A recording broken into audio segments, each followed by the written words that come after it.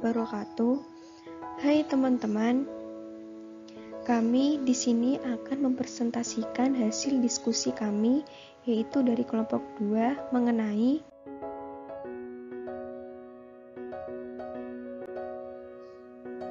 perkembangan studi implementasi kebijakan publik pada mata kuliah implementasi dan evaluasi kebijakan publik.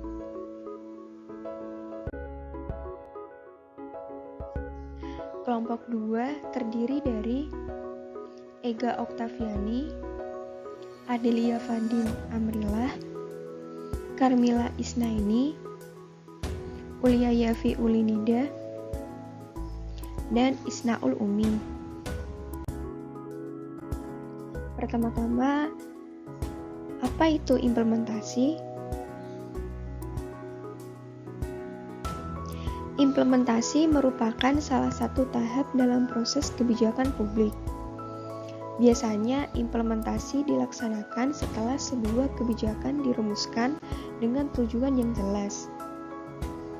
Implementasi adalah suatu rangkaian aktivitas dalam rangka menerapkan atau menghantarkan kebijakan kepada masyarakat, sehingga kebijakan tersebut dapat membawa hasil sebagaimana yang diharapkan.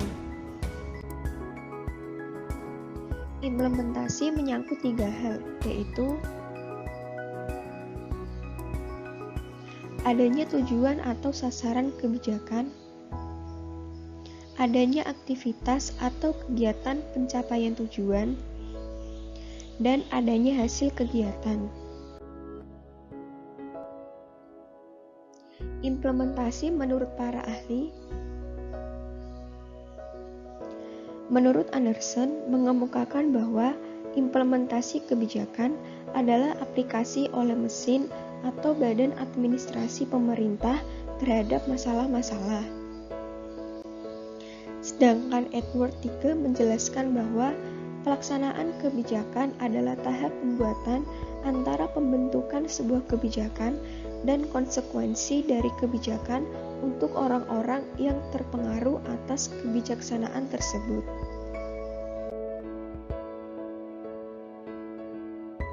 Berikut merupakan perkembangan studi implementasi kebijakan publik.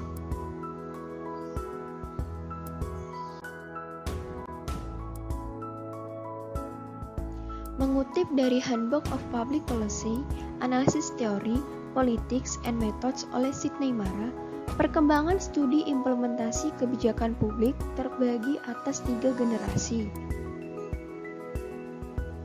yaitu implementasi kebijakan publik generasi pertama, yaitu teori dan model top-down. Yang kedua, implementasi kebijakan publik generasi kedua, yaitu teori dan model bottom-up. Dan yang ketiga, implementasi kebijakan publik generasi ketiga, teori dan model hybrid.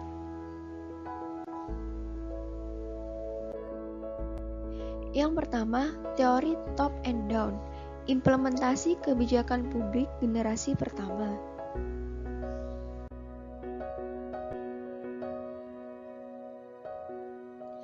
Teori dan model top-down diartikan implementasi diawali oleh pemerintah yang harus diikuti masyarakat.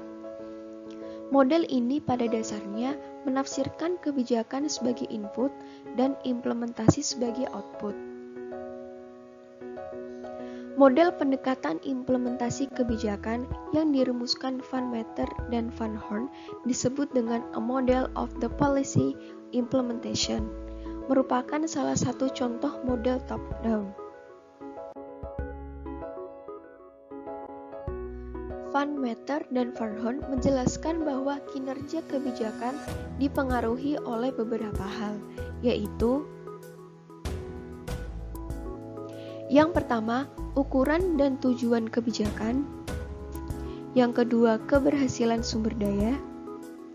Yang ketiga, sikap dan kecenderungan para pelaksana. Yang keempat, komunikasi antar organisasi dan para pelaksana. Yang kelima, lingkungan ekonomi, sosial, dan politik.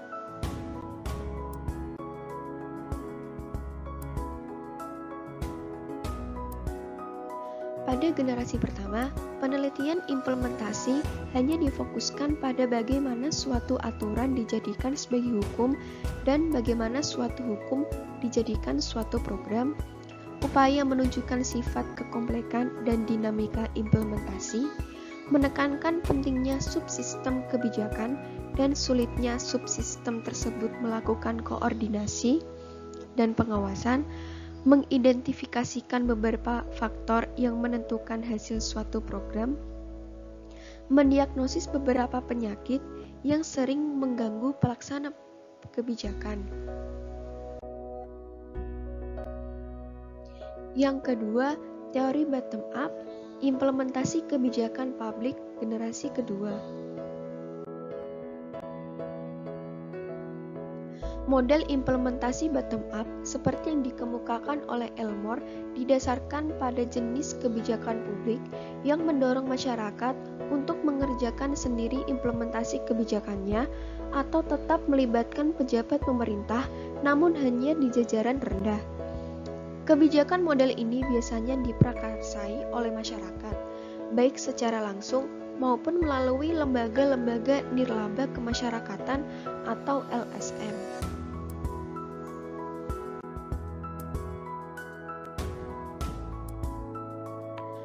Ada 4 model teori bottom up, yaitu yang pertama, model manajemen sistem-sistem. Menurut model ini, manajemen merupakan hal terpenting jika ingin sebuah kebijakan berhasil. Yang kedua, model perkembangan organisasi. Menggambarkan suatu kombinasi dari teori sosiologi dan psikologi yang memusatkan perhatian pada konflik antara kebutuhan-kebutuhan individu dengan permintaan-permintaan atau tuntutan-tuntutan hidup organisasi.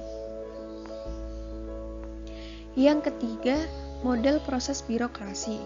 Menggambarkan pandangan sosiologis tentang organisasi dan sistem pemerintahan. Dan yang keempat, yaitu model konflik dan tawar-menawar. Membahas masalah bagaimana orang dengan kepentingan-kepentingan berbeda yang bersatu dalam menyelesaikan tugas.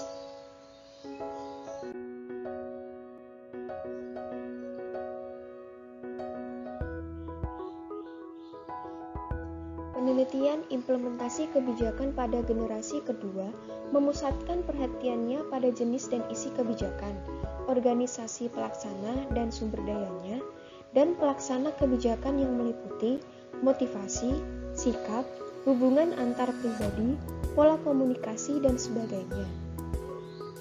Dari penelitian yang telah dilakukan pada generasi kedua ini, hasil yang diperoleh adalah pengakuan bahwa implementasi kebijakan dapat berubah setiap saat bagi semua kebijakan sekarang maupun yang akan datang, dan identifikasi berbagai faktor penentu keberhasilan implementasi dan menjelaskannya, serta membahas berbagai masalah yang sulit dalam proses implementasi kebijakan.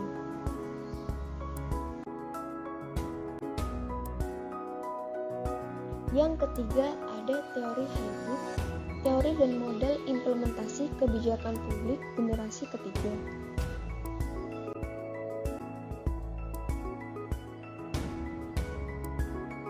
Model hybrid biasa disebut juga model campuran, artinya kolaborasi pemerintah dan partisipatif masyarakat. Randall B. Ripley and Grace A. Franklin dalam bukunya yang berjudul Policy Implementation and Bureaucracy mengemukakan 3 konsep atau variabel kesuksesan implementasi kebijakan model hybrid, yaitu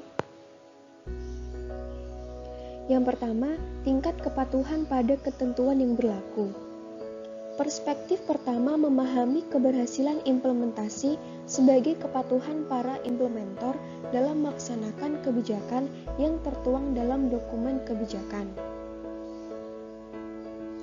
Yang kedua, lancarnya pelaksanaan rutinitas fungsi, bahwa keberhasilan implementasi ditandai dengan lancarnya rutinitas fungsi dan tidak adanya masalah-masalah yang dihadapi.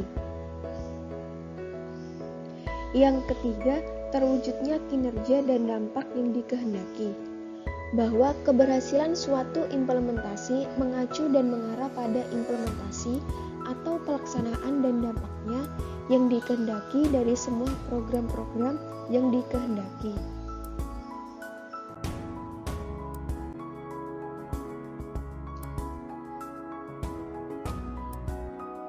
Penelitian pada generasi ketiga ini memusatkan perhatiannya pada komunikasi antar lembaga pemerintahan dalam implementasi kebijakan.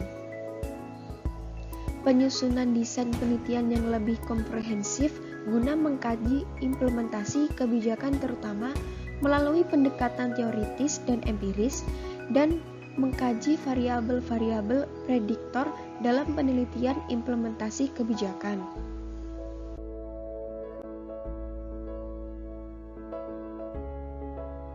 Sekian presentasi dari kami. Mohon maaf jika ada kesalahan, baik disengaja maupun tidak disengaja. Terima kasih. Wassalamualaikum warahmatullahi wabarakatuh.